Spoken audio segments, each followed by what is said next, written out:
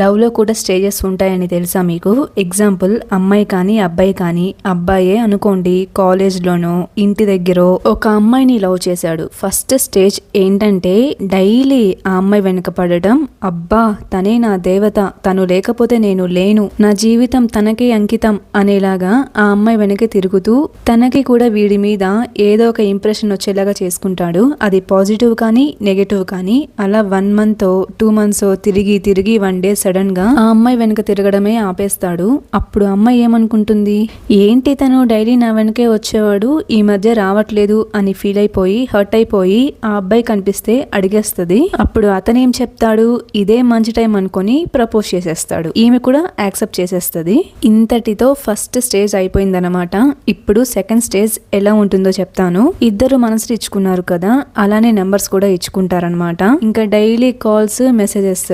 Call attempt చేయకపోయినా, మెసేజ్కి reply ఇవ్వకపోయినా నీకు నేనంటేనే ఇష్టం లేదు, నీ లైఫ్లోకి ఇంకెవడో వచ్చాడు కదా, ఆఖరికి ఒక అబ్బాయితో నార్మల్గా మాట్లాడినా ఎవడేవాడు, ఎన్ని రోజుల నుంచి సాగుతుంది అని వయస్సుకు మించి మాటలు మాట్లాడుతుంటారు. అలా మాట్లాడి మాట్లాడి ఆ అమ్మాయి ఆఖరికి వాళ్ళ ఫ్రెండ్స్తో కాదు కదా, వాళ్ళ పేరెంట్స్తో కూడా ఫ్రీగా ఉండకుండా చేసేస్తాడు. ఆ అబ్బాయే లోకంగా ఉండాలి ఇంకా, అంతే. ఇది సెకండ్ స్టేజ్.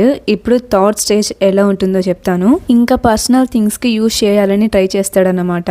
అవసరమైనప్పుడల్లా మనీ తీసుకోవడం, పర్సనల్ కాల్స్ చేయమనడం. పర్సనల్ కాల్స్ అంటే మీరే అర్థం చేసుకోండి, నా నోటితో నేను చెప్పలేను. అలా అడిగినప్పుడు కొంతమంది కాల్ చేస్తారు, ఇంకొంతమంది చేయరు. ఇక్కడ ఈ స్టేజ్ అనేది డివైడ్ అవుతుందన్నమాట.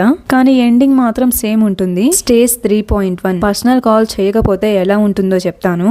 బాగా ఫోర్స్ చేస్తారు, అయినా ఒప్పుకోలేదనుకోండి, ఇంకా నీకు నాకు బ్రేకప్ అని, నువ్వు నాకొద్దు అని వదిలించుకుంటాడు. ఇంతటితో ఒక టైప్ ఆఫ్ ఇద్దరు కపుల్స్ కి బ్రేకప్ అయిపోతుందన్నమాట.